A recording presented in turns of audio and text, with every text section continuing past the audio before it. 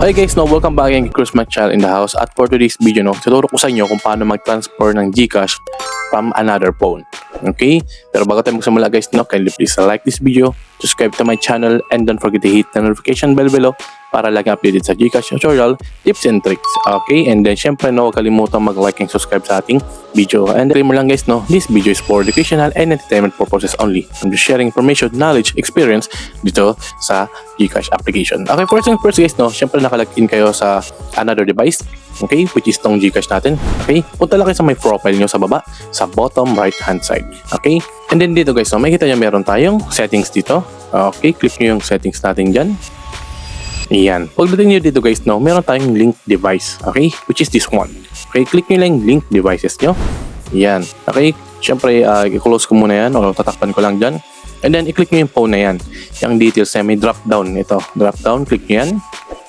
And then i-click nyo yung unregister phone. Alright, napakasimple lang naman yung task dito or yung gagawin nating step para may transfer mo siya sa kabilang phone nyo. Pagdating dito guys, nakalagay dito na chefs, yes, unregister natin or no. Nasa iyo na kung gagawin mo. Okay, click natin yung yes. Okay, and then wait lang natin yan. Okay, verify mo muna yung mukha mo, itsura mo bago natin siya makapag-proceed.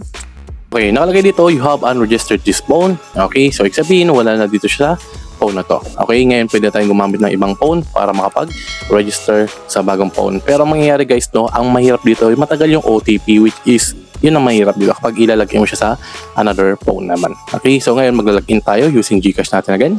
Okay, now wait na lang natin yung OTP natin galing dun sa SMS natin kung darating. Again, dito yung matagal na part, which is yung kanyang OTP kapag i-transfer natin siya sa kabilang phone.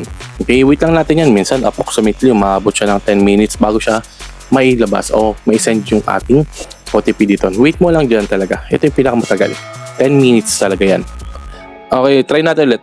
Something went wrong daw sabi niya. Ayun, gumana. Okay, so syempre sensor ko lang yung number ko dyan and then mag-login tayo. Hindi ako magamit ng biometric para kasi magamit niya magamit habang tulog, iwasan natin yan. Alright, so syempre back to login. Register natin kapag login natin. Yes, register this phone. Syempre yung selfie mo, syempre verify natin kung ikaw talaga yung nag-login. Yan, face verification, tapos na, and then go to dashboard, makikita natin na secure na.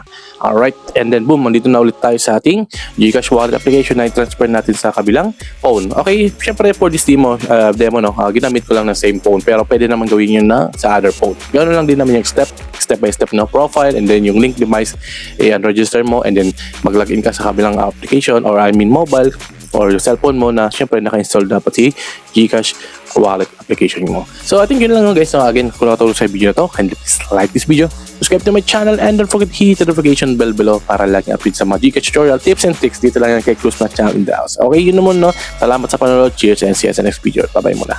Okay.